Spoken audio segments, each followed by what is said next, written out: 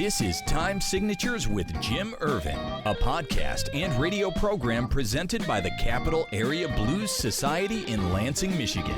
Most any contemporary musical style can trace its roots back to the blues. Time Signatures explores the blues and its musical connections with captivating interviews, lively discussions, and news from the world of the blues. You know I'm trying, baby, driving up and down these Michigan roads, yeah. And now, here he is, your host, Jim Ervin. Baby, I'm home. Yes, I am home. Thank you so much, Parker. Appreciate that. And welcome to Time Signatures. My next guest on the show today got his first taste of the blues in the early 90s in the muddy potato fields of Idaho. His buddy Tom Moore introduced him to the Junior Wells and Buddy Guy classic Hoodoo Man Blues. Following that moment, he and his friend formed a band which is still regarded as legendary in the Boise region, known as Fat John and the Three Slims.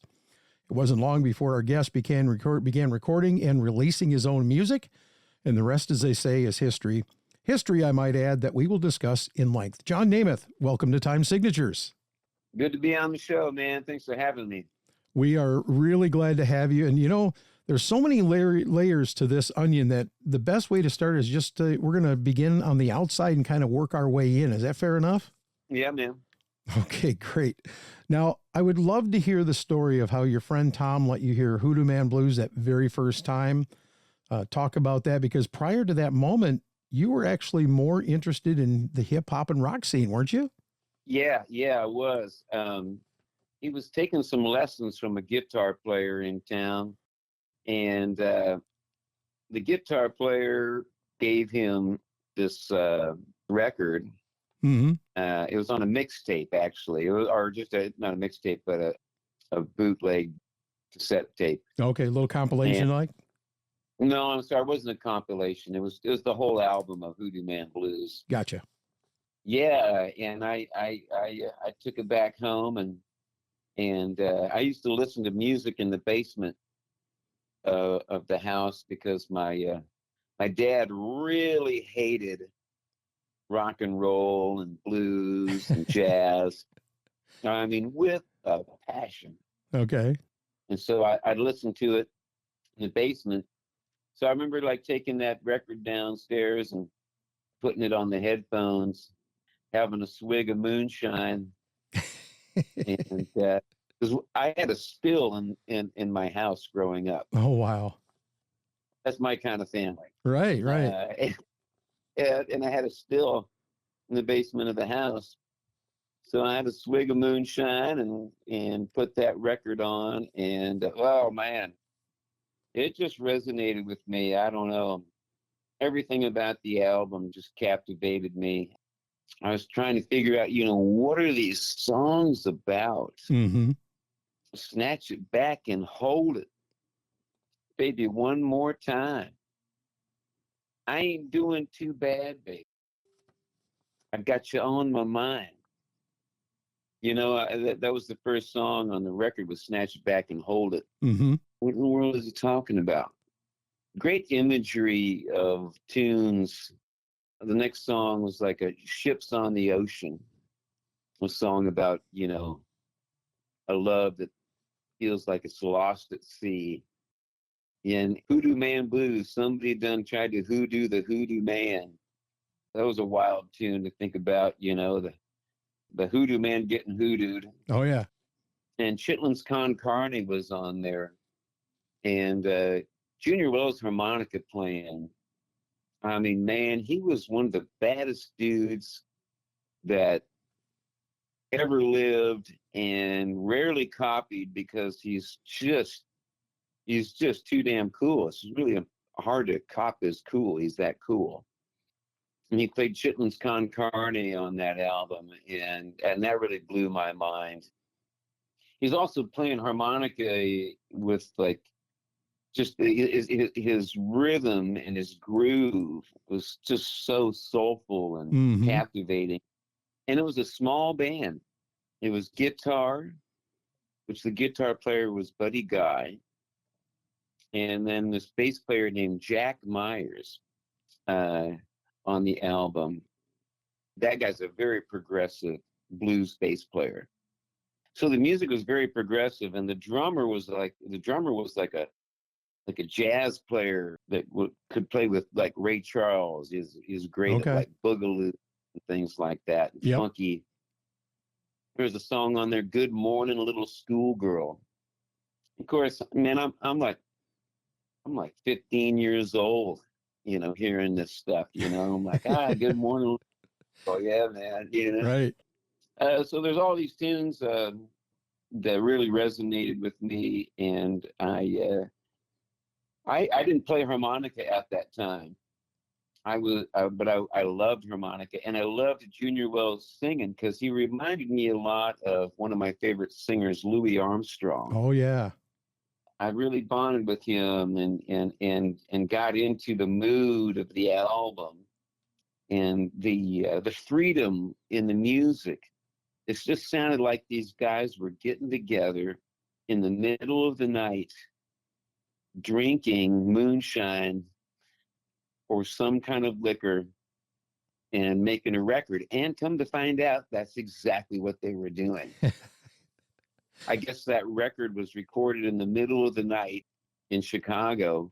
They'd already done a gig. They went to the studio and they cut the album. So they had already been feeling good. They already had some Sure. drinks and they were already warmed up, ready to go. And they cut it like a jazz record. They cut it live, and they cut it all in a night, and that's the album. Now that begs the question, how do you know that story? Did you talk to Buddy Guy about it, or where did you hear the information? I can't remember who told me all this information, Okay. but I do know Buddy, and I do know Bob Kester from Delmark, God rest his soul, Mm-hmm. and I do know Elvin Bishop, who used to work with Junior Wells, and I've talked about that album with many different people. So I don't know who gave me that information, but yeah, that's what I heard. Just kind of cool to know the backstory of it. Well, John, I would have to turn back just a little bit here and step back to a little more of the beginning. Talk about your earliest musical influence. Who are they? Who were they? And how did they help you shaping your musical journey as you grew? My parents and my brother and sister really, and my godmother. My godmother, she would come over to the house every day. She was my mom's best friend. She was a concert pianist that, man, she got stage fright. Oh, wow.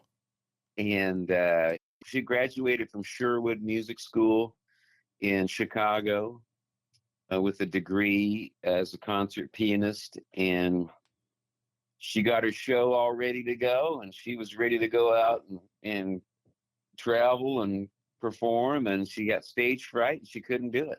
Wow. But like, get this, like once a year, when my mom had like decided to invite too many people over to her house for dinner, like on a holiday, my mom was freaking out, trying to get the place clean, get all the food cooked. My godmother would help her out, to get everything ready. She would get behind the piano and at the house, and she would perform a concert. Wow. And so she'd play for a couple hours straight.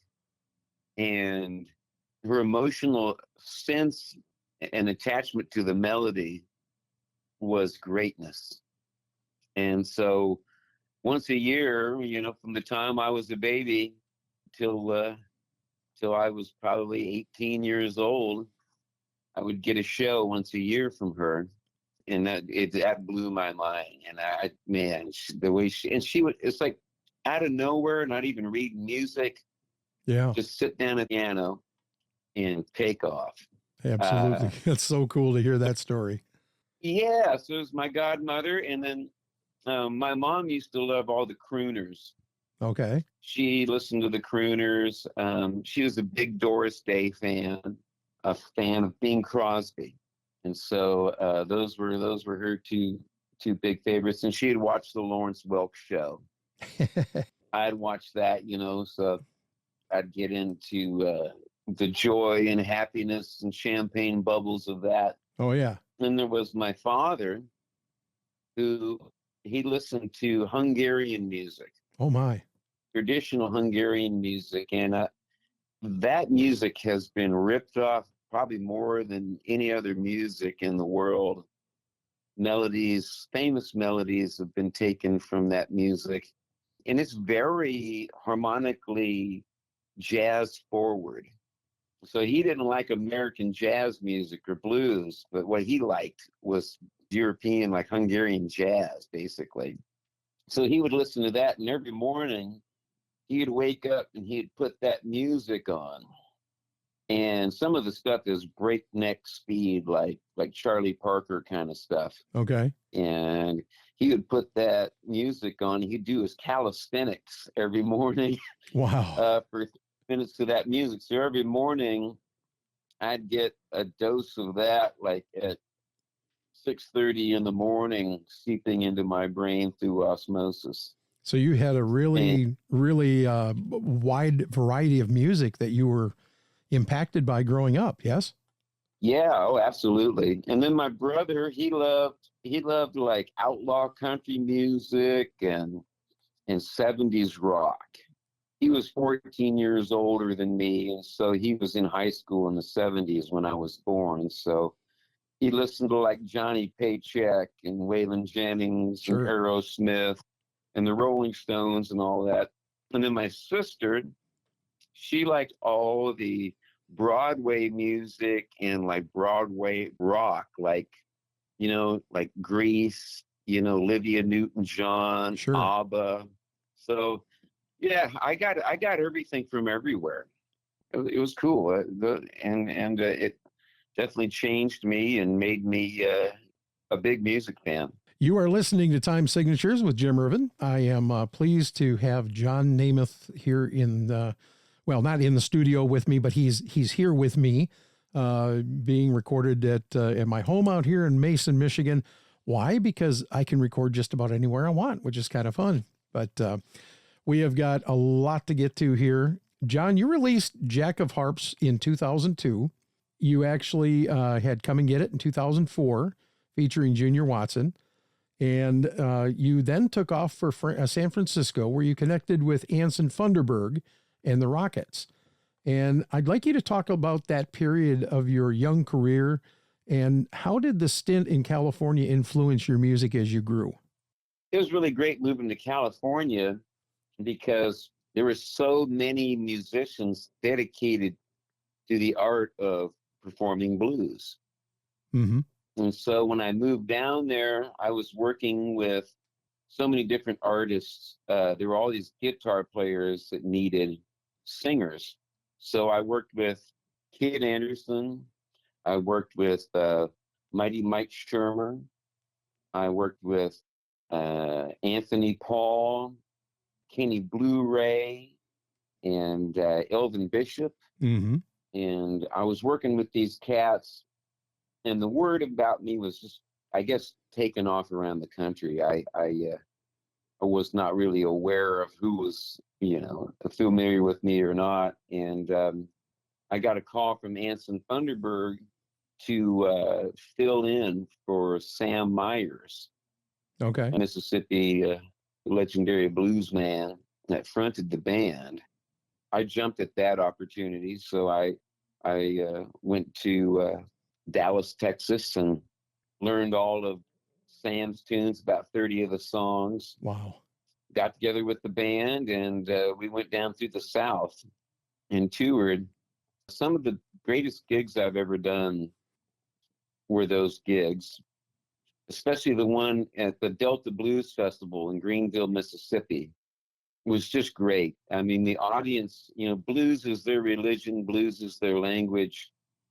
The crowd interaction with the music, every line I would say would get a reaction out of the audience.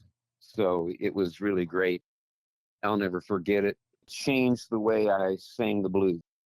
I have to ask you, because you and I spoke about this before we began recording this evening. The blues in the United States versus the blues across the pond in Europe is a totally different animal, isn't it? I would say over in Europe, there's probably a lot more respect for the music Mm-hmm. because it's not native to the area, and it's really cool. The gig opportunities are fantastic over there, and the crowds are a lot bigger for the shows than here in the U.S. But the U.S. has been very good to me, maybe better than a lot of other artists. And I think part of that is because I'm a singer and a songwriter, Right. and I'm someone that, communicates the music, and I'm keeping it fresh. So here in the States, people, I do well in the States too. But I think for a lot of the older artists performing a lot of the older blues, they do well over there in Europe. Mm-hmm. And Europe just loves just guitar rock blues, man. They just eat that up like it's going out of business, man. They just love it. They probably love that more than the songwriting itself. Well, I was sitting here looking at my notes because it's been said that you have the uncanny ability to skillfully blend retro and modern blues and soul into compelling music that is simultaneously old and new. And just listening to you share the stories about your blues journey really bears that out. I think that that it's kind of cool because there are people who are blues purists who just want the old traditional blues. And then there's the people that like to do the fusion with the soul and different things, a little funk, a little rock, different things like that. Where do you fall on that spectrum? I love to interpret Black music. So I draw from so much of the blues of all the decades. I love soul music. Right. Percy Sledge and a blues singer named Magic Sam were actually my introduction to singing soul music. Okay. And I think, combining those styles makes me more palatable to a bigger audience. Although I would love to try to do just straight up blues show. I don't know if it would sell the tickets. Even Buddy Guy, he's doing Jimi Hendrix and John Hyatt and Yes, he is. and everything under the sun, and the moment he started doing all that music was the moment that he became the guy that's making $100,000 a show. Yeah. So I think, as time moves on, musical tastes, start to differ. And especially since there's really no blues on the radio, especially commercial radio, you have to familiarize yourself as an artist with the needs and desires of the audiences. Yeah. And I think a lot of the artists today they're becoming better attuned at reading the audience. And I think that's why we're seeing a lot more of that fusion. Joe Bonamassa comes to mind. Even the younger artists like Toby Lee, who's coming up. He's 18 years old, and he does some incredible blues stuff. And then Matthias Latine, who just won the IBC this year down in Memphis. I mean, it seems like there's definitely some growth. There's some it's reemergence, I guess, of blues with some various twists to it. Would you agree? Yeah, absolutely. I think there's a lot of new talent in the blues. There was very, very, very few people into blues when I was getting into it. I mean, trying to find other musicians that played blues in the 90s was pretty rare. Mm-hmm. Stevie Ray Vaughan being so popular. Yep. There were a lot of kids that tried to emulate Stevie Ray Vaughan, but there weren't a bunch of drummers or bass players, piano players, or people playing the other instruments.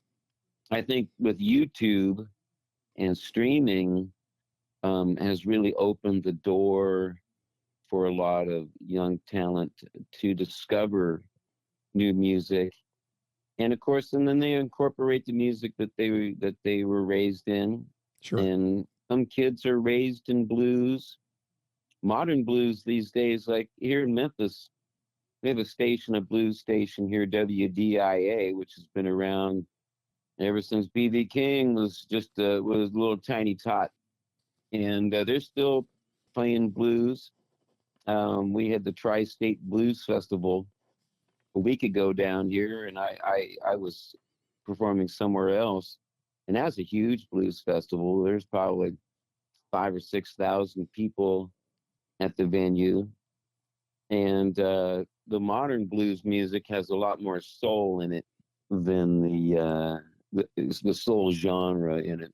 But yeah, there's talent everywhere. They're coming up through the ranks. I just wish there was more avenues for success for those guys. You know, a lot of those guys like Matthias Lepine and Sure. those guys, you know, they don't have the money like Joe Bonamassa has to make themselves a star. That's fact. Yep. But guys like Gary Clark, you know, that's a really talented cat who, you know, that came up through Austin and the great Austin music scene there. And he's done really great with his music. He might be, although maybe the boomer audience doesn't like to consider him a blues artist, but I would consider him probably the biggest next to Buddy Guy. Well, John, it has been an honor. I think I'm going to have you hang around for another take on this. But real quick, do me a favor and let us know where we can find more information on you. Where can we get your music and your goodies and book you for a show? Well, you can go to johnnemeth.com and JOHNNEMETH.com. And if you want to book me, you can find information there to contact my booking agent and my publicist and everybody like that, and get whatever you need. Sounds good. John, we want to thank you very much for being on Time Signatures. That's going to wrap it up for this edition. We want to thank everybody for tuning in and helping us keep the blues alive. We will see you on the next round. This has been Time Signatures with Jim Ervin, presented by the Capital Area Blues Society in Lansing, Michigan. For more information on cabs, visit capitalareablues.org. You can find this episode and past episodes at lccconnect.org. The Time Signatures theme song, Michigan Roads, is used by permission and was written by Root Doctor, featuring Freddie Cunningham. You know I'm trying, baby, driving up and down these Michigan roads, yeah. Until next time, keep on keeping the blues alive.